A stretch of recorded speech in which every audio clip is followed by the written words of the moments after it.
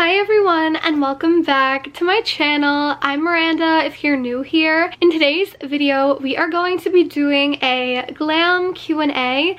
I have wanted to do this for a while now. I haven't done a normal glam look in like 10 billion years. So I did a little bit of a glam look. If you want to know how to do this, stick around.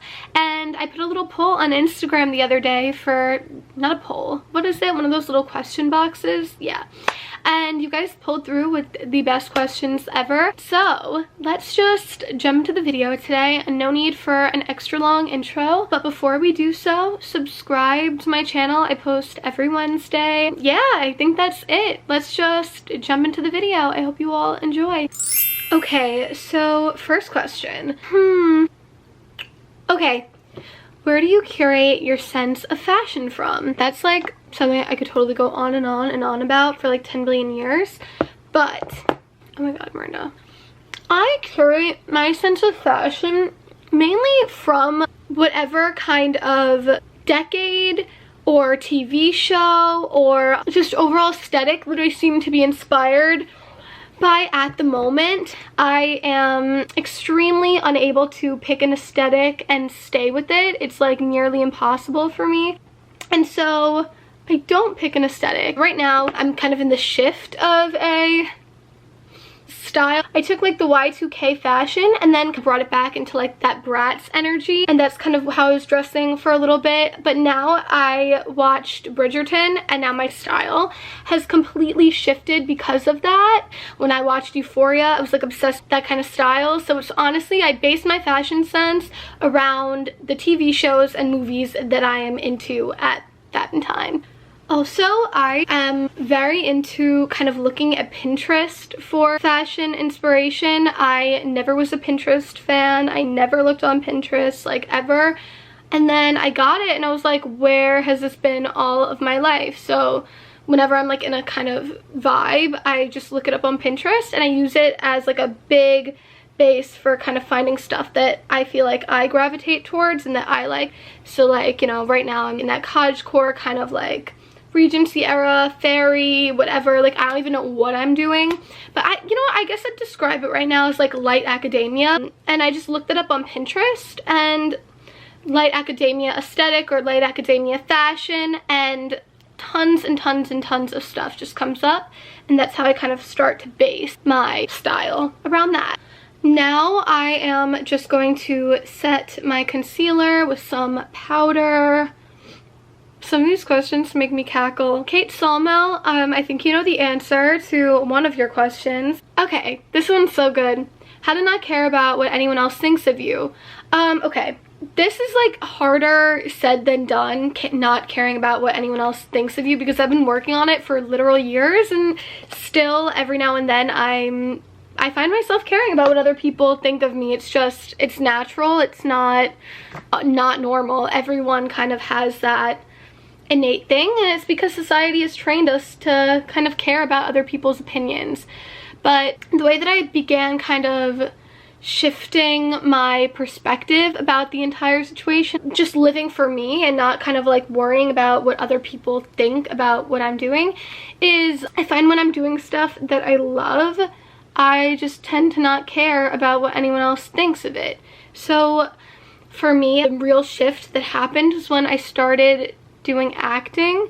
And it was the first show that I had ever done. It was my high school show, and I had just quit gymnastics. And I remember we had just finished the first act of Legally Blonde, and everyone was kind of like buzzing about, saying that people in the audience were saying the show was bad. And for the first time ever, I didn't care. And it was such a weird feeling, because growing up as a gymnast, I was always so scared about, you know, what my parents thought of how I did, how my coaches thought I did, how everyone else on my team thought of how I did. Like, I was just always very worried about the opinions of others, and I was never doing the sport for myself. And so I was always so scared about what other people thought of me and everything like that. But it was such a weird feeling when I was waiting for that anxiety to come and hit me when I heard that people were kind of saying the show was not good, and it didn't come. And I realized that the reason it didn't was because I was so proud of what happened and what me and the cast were doing, that it didn't bother me at all, because I was like, you know what? This is bringing me so much joy to the point where it doesn't even matter anymore what anyone else thinks. This is fulfilling me, and it doesn't matter what anyone else thinks about it. And that's when I kind of realized kind of that key to being free of the opinions of others. It's to do things that make you so happy that the opinions of others just kind of slip away. And so after I found that, I realized that it really, really does not matter how anyone else perceives your life. You are the person who's living your life. No one else is living from your unique perspective. So honestly, how could we expect them or take the opinions of their lives and their life experiences onto our own when ours is completely unique from theirs? And so when you kind of go in with that mindset of, this is my life, like I can't let other people dictate how I live it, it's a lot easier to not care about their opinions on how you're living it. Also, part of another question that I saw that I feel like ties really well into this was how to not be embarrassed by anything. If you're one of my friends, I go on and on and on about this, saying that nothing is embarrassing unless you decide to let it be embarrassing. Say you like someone. Say that, you know, you and a person have been talking or whatever, and like, you know, you're flirty. Say that you're like, oh, I think this person likes me, like I'm gonna shoot my shot. And you shoot your shot and they're like, actually no, like I don't feel that way about you. I feel like humans' immediate instinct is to be embarrassed, to be self-conscious, like, oh my god, that's so embarrassing. And it's not though, like it's not embarrassing at all. You thought someone liked you, it was a simple, you know, miscalculation. There's nothing to be ashamed of. You said how you felt and they didn't reciprocate, and that's a problem for them. That's not a problem for you. I feel like it's very similar for a lot of things in life. I feel like a lot of the time people hold themselves back out of fear of being embarrassed, out of fear of other people's judgment of them. It stops you from having so much fun. If you go out in public and you're dancing and everything like that and you're feeling self-conscious because you don't want people to think you look weird, who cares? Who cares if people think you look weird? Like, we are on this earth for such a short period of time. None of it matters. And that's why we're here, to experience. So you can't let the fear of judgment, the fear of embarrassment, hold you back from living your life and being your most authentic self.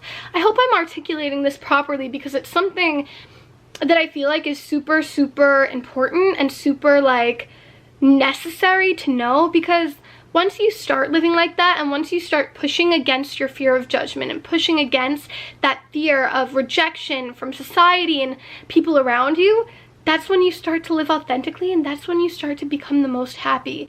And it's hard in the beginning because you're breaking these thought patterns that you've had for years and years and years. Or at least in my case, I had these thought patterns for years and years and years. So in the beginning it was extremely challenging, but it got easier. And now anytime thoughts like that come up, I'm right away able to distinguish what my thoughts of fear are and what my true authentic self actually wants. Now I'm gonna do a powder contour. Actually, I was with a couple of my friends and we were just bored, and so we decided to do things that were embarrassing for fun. So like, we literally got out of my friend's car, blasted Lana Del Rey, and started dancing on the side of the road. And like, it brought so much joy. Life isn't serious. There is not one serious thing about it. I mean, obviously there are times you need to be serious in life, but when it comes to the everyday, day-to-day social interactions and things like that, it should not be taken so seriously, because it's not. Those are not the things that people should be stressed about. Those are not the things that people should be worrying about, because there are far worse things to worry about and far worse things to stress over. That's how I feel, at least. I'm going off on 5 billion tangents. I cannot keep my mind in check. Probably nothing that I'm saying is making any sense whatsoever. I've been out of school for too long at this point, I think. But maybe some type of message that I want to get across is getting across. We have no idea. A little bit of blush. I like to carry it over my nose too, because I like to look sunburned. Next question. Let's see. Why did you start YouTube? Okay, before I answer that, highlight's more important. Yeah, my straps keep falling down. That's embarrassing. Okay, a little bit of highlight on the nose tip. Cute. Okay. Eyes. Okay, so the reason that I started YouTube, well, actually there are so many reasons. For one, I literally talk to myself on a daily basis. I used to film fake YouTube videos, just like standing in front of my mirror, like, okay guys, so next we're gonna do this. Or I often am prone to having fake celebrity interviews in my head whenever I'm bored, and I literally find myself talking to myself about myself all the time to no one. So I figured, I'm having these fake elaborate conversations, I'm filming these fake videos, I might as well just start a channel, like, and see if anything happens. So at least I'm talking to some type of people instead of just myself all the time. Also though, I saw a psychic over the summer, and she was like, I feel like you've been thinking about starting a YouTube channel for a while, and I had at that point. People had always just told me like they thought I could be good at YouTube, and I always felt like I wanted to talk to a lot of people. I like to kind of spread information that I've learned. I like to hear what other people have learned, and so I just thought that YouTube would be a really, really cool place to do that, to kind of share a journey and try and help people get to know me. I think it's always just really fun. I just want to connect with people. I think it's something really cool. I think that over the whole corona thing and just like life in general with everyone being in quarantine and everything like that, I feel like the world has kind of faced like a large disconnect, and I feel like this is kind of my way of like reaching back out to everyone and connecting with different people through the screen in a certain way. So that's kind of why I'm doing it. It's giving me something to work for. It's giving me a place to kind of just get out all my thoughts. It's almost like a therapy tool for myself. A little bit of the darker color on the outer edge. This one's funny, but it's also something that I wanted to talk about, I think, for a while. So it says, are you gonna be famous?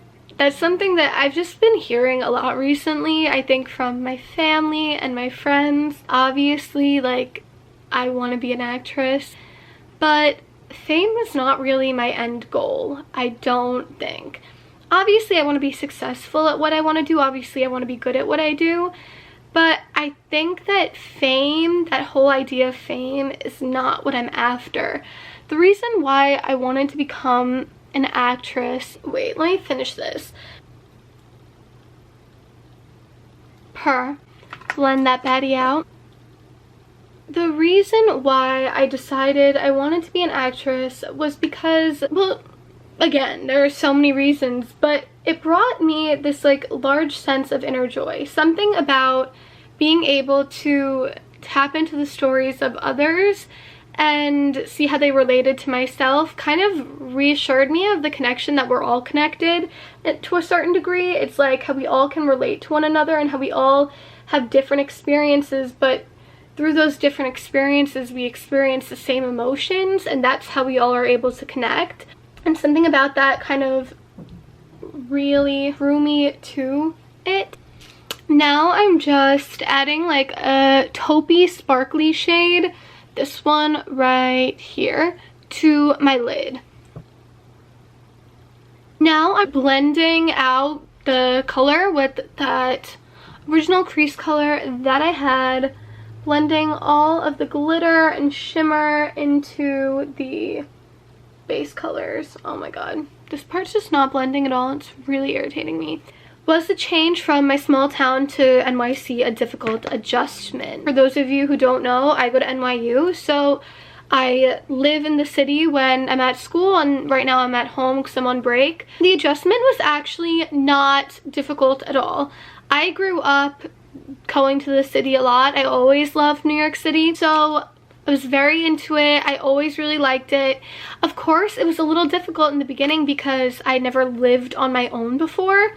So I think that that was the main kind of switch. But there's something so very special about that kind of living on your own process. I felt a little scared in the beginning, but I also felt very just independent and very like mature.